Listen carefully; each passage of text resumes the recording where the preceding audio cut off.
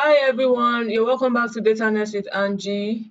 Today we're going to be learning group by in SQL and we'll practice it directly in our PG Admin 4.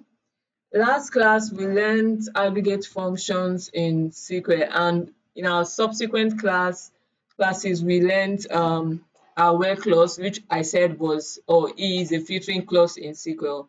Now we have several filtering clauses in SQL. We have the where clause. Your where works when you want to just filter rows. And now we have group by clause, and we also have having clause. So your group by filtering clause works when you have your aggregate functions. All right. So let's go. In a layman term, group by means sorting things into piles. Let's say, for instance, you have piles of fruits. You have orange, banana, apple. You have like four of these fruits, but you have like 10 apple, 5 banana, 15 oranges, and let's say you want to count how many each of these fruits are, right? So you group all of them. You group all of these fruits by orange, by banana, by apple, so you can know how many each fruit you have of each of the fruits that you have. So your group by allows you to see how many sales in a business context. Now your group by allows you to see how many sales you made, how many customers you made, or how many profit your business made. All right, so that's basically what group by does. Your group by works with your column name. I'm going to be explaining it as we start writing out our syntax. So your group by is super useful for summarizing data. All right, it helps you to count number of sales per product. It helps you to calculate total revenue per region. It helps you to find averages per category, yeah, and so on and so forth. So let's get started. Remember your syntax in SQL, which is your select, right? Select. Let's say we want to select everything from, we are working with our payment table because our payment table has amounts that we can use aggregate function on, right? So let's say we want to see everything from our payment table. Let's highlight this first and then execute it, right? Just to confirm our column names. So you can see that we have amount, right?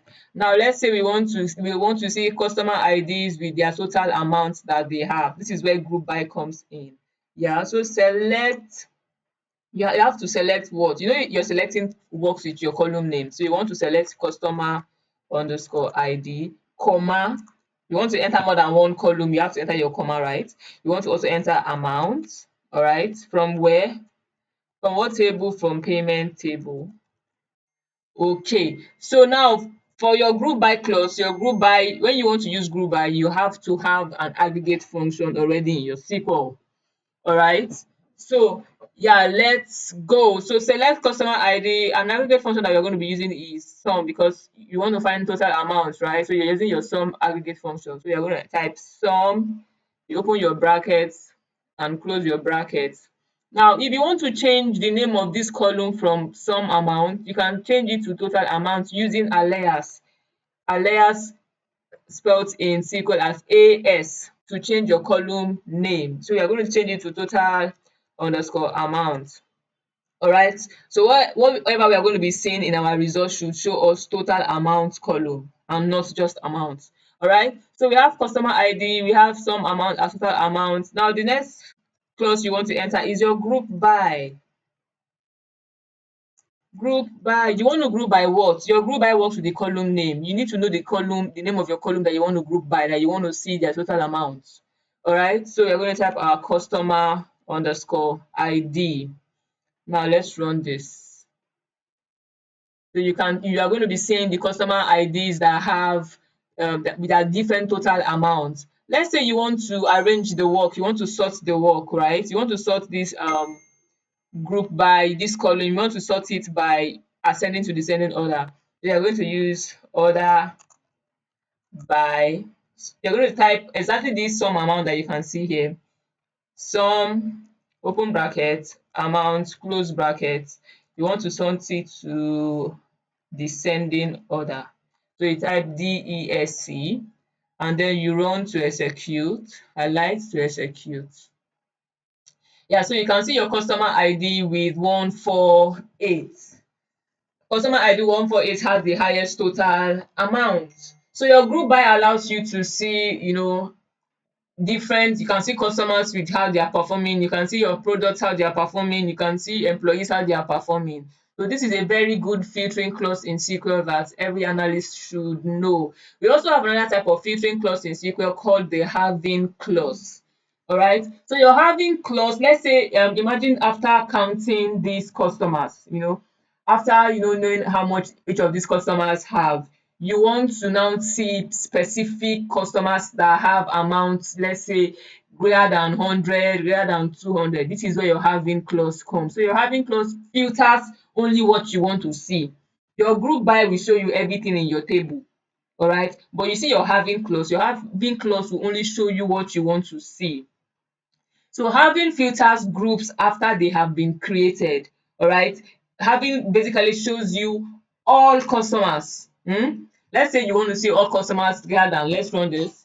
So we're not going to use our order by, I'm going to be explaining this in our next class, but let's use our having. So your having clause works after your group by clause. You need to understand this. You need to know when each of these clauses comes after each other. All right. So you want to have what some customer. Your having works with your aggregate function. Remember, your group by works with your column name. You want to group by the column name. While your having clause works with what you want to filter the amount. All right. So some open brackets amount, close bracket. Now your having clause works with, do you want to see greater than, do you want to see less than, do you want to see equals to, you want to see equals to, greater than, equals to, do you want to see less than, equals to. All right, so this is where your having clause comes in. So you want to see amount, let's say greater than 100, or let's say greater than 200. All right, let's semicolon, let's run this. You hit on your execute. Now you are going to see your customer's ID with total amount. Now can you see that your sum amount changed to total amount because we changed the column name using alias AS, right, in SQL to change our column name. So you can see customer ID 526 has, you can see your customers with what amounts greater than 200. This is what your having does. So your group by works with your column name. Always remember this, while your having clause works with the aggregate function. All right, your where clause filters before grouping. All right, your grouping, you get to use your grouping filtering clause when you perform your aggregate function. Know that. But for your where clause, you don't need to perform any aggregate function. All right, so your where filters before grouping, like picking fruits without counting. You want to pick everything, all customers without counting anything. This is when to use your where clause, right? While your having what filters after grouping. Your having clause comes after you have grouped, after you must have grouped. All right, it shows you only what you want to see. You want to see amount greater than, you want to see amount less than. This is when to use your where, your having, and your group by clause. What your group by does is it makes the piles for you. It shows you customers, it shows you products, it shows you countries, it shows you region. While you're having, pick only the piles that you want to see, that you care about. You want to see only top performing region from 500 and above. You want to see only top performing customers from 1,000 and above. This is where your having comes. Your having picks only the piles that you care about, that you want to see. All right, while your where pick only rows that you care about before piling. Your grouping by piles your work for you, but your where clause picks only the row that you care about before you pile anything up.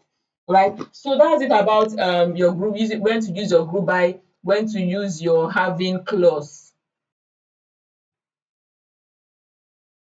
So there are some common mistakes that many people make. That is using where instead of having for aggregate results. Please, you only get to use your having clause for aggregate results and not your where clause. All right. SQL is going to throw in an error message for you when you use where instead of your having clause. You should know where when each syntax come next. Just select first your from next. After your from, the next syntax you can use is your where. All right, that's when you don't want to use any aggregate function. But when you want to use aggregate function, you should use your group by. All right, after using your group by, let's say you want to now see only specific information about which one is greater than, which one is less than, you use your having. Okay, and now you want to now order your work. Your order by will now come after. It should not be like the last command you are telling SQL. Do you get it now? So aside sum, you can also use average, you can use count, you can use average, you can use minimum, you can use maximum. Remember all your aggregate function, we already taught that. So to recap, your group by summarizes data using aggregate functions like your sum, your count, your average, your max, and your mean. You can group by one or more columns. Yes, while you're having filters group results, your where filters before grouping. I've already said this. So group by is essential for real world data analysis. You need to master your group by, know when to use your group by.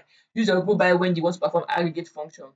Do you understand it now? And use your having when you want to filter, you want to see specific items.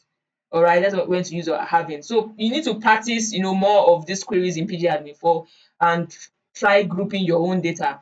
Next week we are going to be learning how to use the order by clause. The order by clause is a certain clause. So we are going to be learning order by clause in our next class. So please don't forget to like, subscribe, and comment your questions